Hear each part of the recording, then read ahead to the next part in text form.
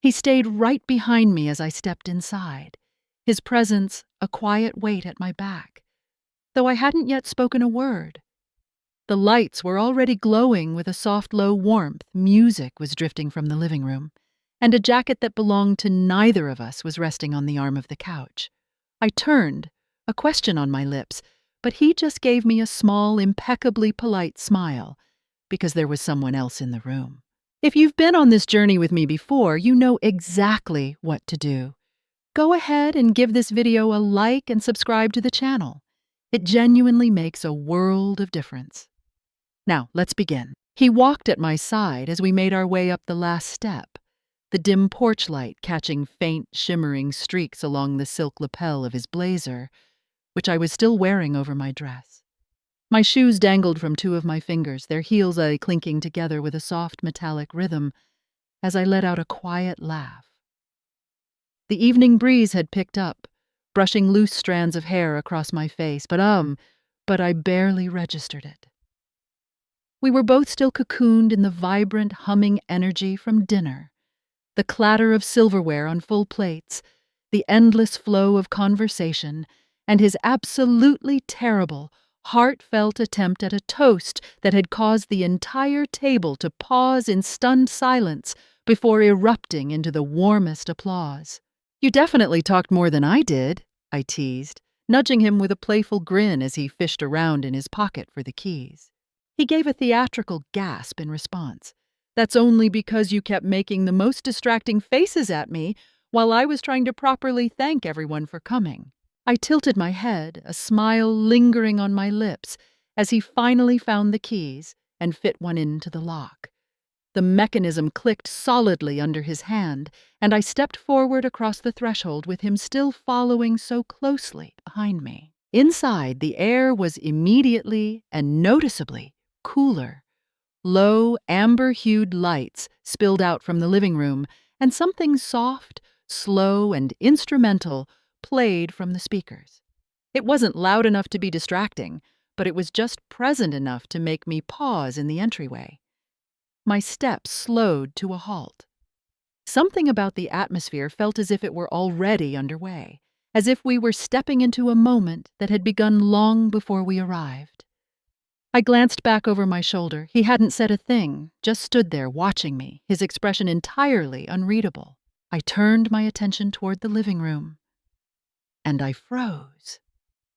There was someone already sitting on our couch. He was leaned back in a casual posture, the sleeves of his shirt rolled up just enough to reveal the sharp edge of a wristwatch, one leg crossed neatly over the other. His hand rested lightly on a glass of whiskey he hadn't yet lifted to his lips. His eyes found mine instantly. He didn't speak.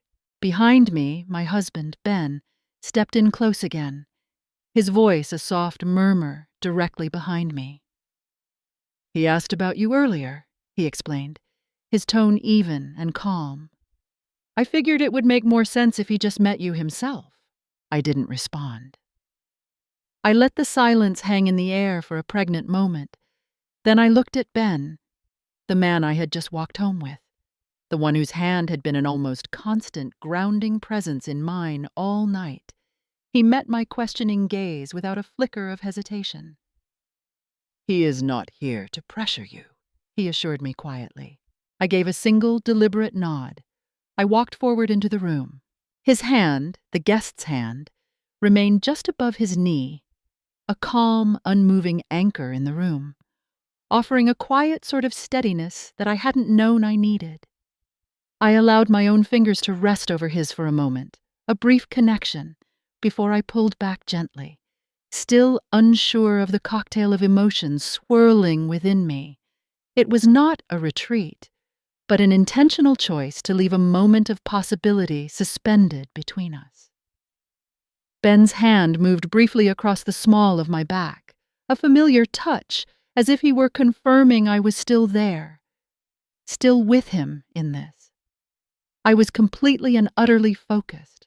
Our guest, Elias, leaned in a fraction closer. Ben shifted his weight slightly beside me. Elias's voice was low and smooth when he finally spoke, commenting on how the air in the room felt different now. I didn't answer him. I chose to remain quiet, my attention captivated by the way his thumb moved in a slow, steady circle across the fabric of his trousers near my hand. It was a quiet, steady, and incredibly present gesture. I took a slow, centering breath and turned my body to face him more directly. He shifted slightly in response, as if reacting to the quiet, invisible tension that crackled between us. His hand lifted, his palm open, and he brushed the hair back from my cheek with a touch so gentle I almost missed it. I didn't flinch. I stayed perfectly still instead. And that was when he leaned in. He leaned toward me slowly, and our lips met in a calm, unspoken gesture. It wasn't a kiss of passion, but one of quiet acknowledgement. All the while, Ben's hand stayed on my back, a silent, supportive presence. I could feel him standing quietly nearby, a guardian of the space we were creating. Elias pulled back just enough to look at me, his gaze searching mine. I met his eyes without blinking. Then, grounding myself in the reality of the moment, I placed a hand lightly on his shoulder. He shifted as I sat down on the couch beside him. His hand came to rest near my side as I settled into the cushions, still unsure whether I should speak or simply let the quiet do the talking. Ben remained close behind me, keeping his hand steady at my back, a constant source of support. I didn't speak. I didn't need to. Whatever this was, whatever we were building, it was already unfolding on its own. Elias leaned back slightly, his eyes locking onto mine again, steady and intensely focused, as a profound stillness passed between us. I felt the very air in the room shift. It felt quieter now, filled with a pervasive calm that seemed to settle over everything, like a soft blanket. Any lingering hesitation I had simply faded away into the background. The moment felt strangely, deeply familiar, like something we had all been quietly building toward for a long, long time. I placed my glass down firmly on the side table, the clink of glass on wood sounding sharp and definitive. I reached out, tucking a strand of his dark hair behind his ear. His expression didn't shift. His eyes lingered on mine, calm and unwavering. My heart pounded a heavy rhythm against my ribs as I leaned forward and kissed him gently, a kiss that held a world of things already understood between us. When I turned toward my husband, I met his gaze with a quiet gesture of my own, something close and certain that needed no words. He let out a long, slow breath, the stillness between us remaining unbroken. He stepped forward then, his arms circling gently around my waist from behind, grounding us both in the solidity of the moment. My hand rested lightly near the center of his shirt, steady and quiet, feeling the rhythmic rise and fall of his chest. He drew in a breath, adjusting his stance slightly under my hand.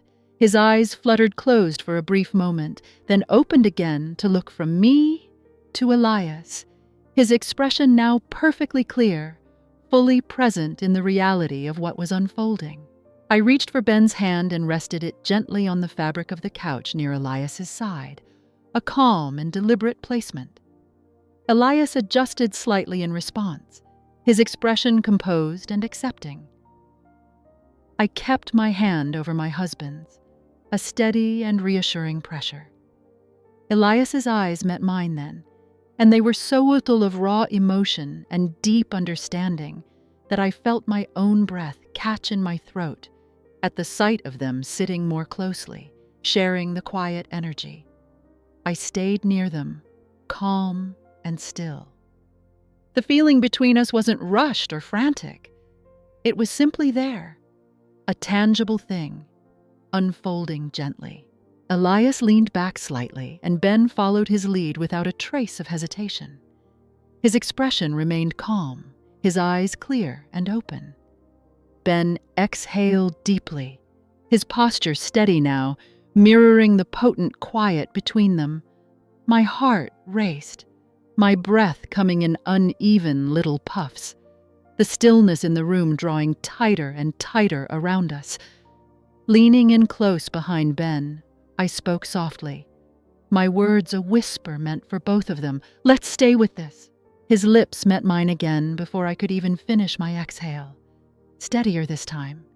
Not rushed, just exquisitely present. One of his hands stayed behind my back while the other moved slowly, tracing a path across my shoulder, guiding me inward until the physical space between us seemed to soften and dissolve. I felt his breath linger near my cheek, even after we paused, warm and even, perfectly in sync with mine. My husband's palm settled gently between my shoulder blades, steadying me without a word. I hadn't even realized how firmly I was holding on, my arms looped behind Elias's shoulders for balance, my entire posture relaxed as he remained solid and steady beneath my touch. Every part of me stayed close, grounded by the palpable quiet between them. Elias kissed me again, even slower this time, with a kind of centered calm. A kiss that didn't seem to reach for anything, but simply held the space for us. My fingers curled into the fabric of his shirt as the knot of tension in my chest eased, replaced by a profound stillness that I didn't even try to explain. His hands stayed at my back and at my waist, moving only slightly, keeping me anchored in the here and now. My husband's fingertips moved with a slow, gentle pressure upward along my spine, guiding my awareness, keeping me connected to them both. I wasn't overthinking. I wasn't analyzing. I was simply here. They helped me to the floor, one offering support from behind me, the other steadying my balance until the soft plush fibers of the rug rose up beneath me. The entire motion was quiet, careful, and grounding. The folds of my dress shifted naturally with the movement, gathering loosely at my waist as I settled. I barely noticed the surface below me. I was too focused on the way they both stayed with me, one hand supporting me beneath my arm, another offering a quiet, solid presence behind my head as I leaned back into them. I didn't close my eyes. I kept watching. I wanted to remain a conscious part of every single unfolding moment. My husband knelt beside me now, his fingers brushing lightly along my side. I turned my body toward the contact, steady and open. He leaned in, his forehead resting gently against my own. Our breathing was uneven at first, a little ragged, but it slowly settled into a shared rhythm. I watched his eyes close, and then mine did too. Not from effort, but from the depth of the stillness we shared. His hand moved to the edge of my face, his fingers gently brushing the hair behind my ear, a quiet reminder that he was here. I reached up and wove my hand into his, pulling it gently to rest against my chest. I wanted him to feel that I was steady, that I wasn't hurried, that I was just connected. Elias shifted closer, his body near mine now, his face hovering near my shoulder, still and quiet. I turned toward him slightly, staying close with one arm while still holding my husband's hand with the other. They stayed beside me, one offering support from behind, the other staying close whenever I adjusted my position. It wasn't rushed. It wasn't loud. It was just quiet, just near. At one point, I lifted myself slightly without even realizing it, moved by something internal that I didn't try to define. I held tightly to both of them, grounding myself once more in their solid presence, my hands closed around theirs, not to cling, but to stay fully present with the stillness of what was here. My husband's voice reached my ear, his words soft and grounded. "This moment is yours." And in the profound hush that followed his words, I felt everything. The quiet, the warmth, the incredible, soul-deep weight of being completely and truly known. My breath evened out long before any words of response could come, but I knew that they both understood. So, be honest. Would you have stayed in that moment, or would you have stepped away? If it were you, what choice would you have made? Let me know your thoughts in the comments. I'm always reading them. Thank you for listening. Please share your thoughts, like this video if you found it helpful, and subscribe for more.